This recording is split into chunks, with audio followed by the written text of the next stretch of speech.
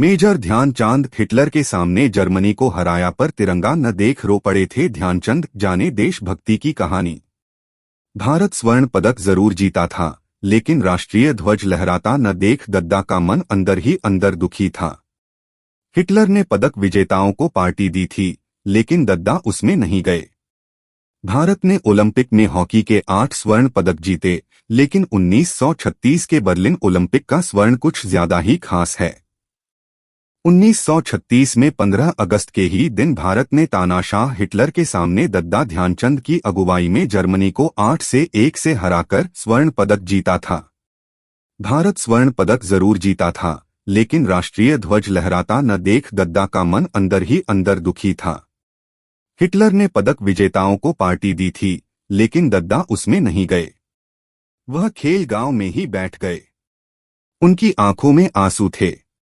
जब टीम के एक साथी ने उनसे पूछा कि आज तो टीम जीती है, तो फिर वह रो क्यों रहे हैं? इस पर दद्दा का जवाब था, काश यहाँ यूनियन जैक ब्रिटिश इंडिया का झंडा की जगह तिरंगा होता तो उन्हें बेहद खुशी होती।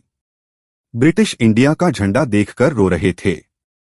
दद्दा के पुत्र 1975 के विश्व कप फाइनल में गोल करने वाले अर्जुन अवार्डी अशोक कुमार बताते हैं कि हिटलर के सामने जर्मनी को बुरी तरह हराना बड़ी बात थी।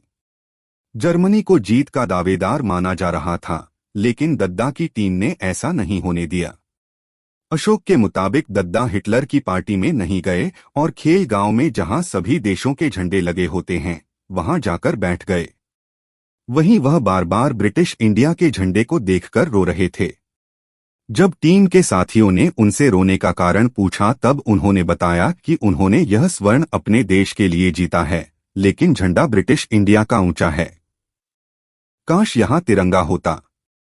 लंदन ओलंपिक में जाने से किया था मना।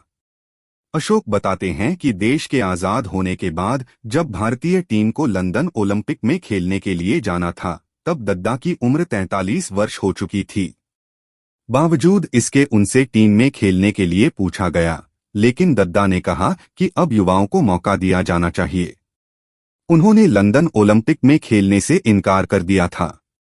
हालांकि पूर्वी अफ्रीका ने 1948 में भारतीय टीम को अपने यहां खेलने का निमंत्रण दिया था, लेकिन साथ में यह भी कहा था कि इस टीम में ध्यानचंद हर हाल में होने चाहिए।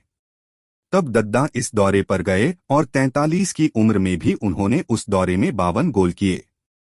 भारत को एशियाड में रखना होगा ध्यान।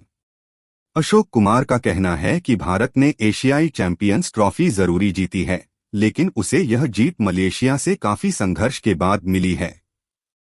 ऐसे में उन्हें हांगझोउ एशियाई खेलों में विशेष ध्यान रखना होगा। भारत को एशियाई टीमें भी अच्छी चुनौती दे रही हैं। खासतौर पर मलेशिया ने फाइनल में बेहतरीन खेल दिखाया।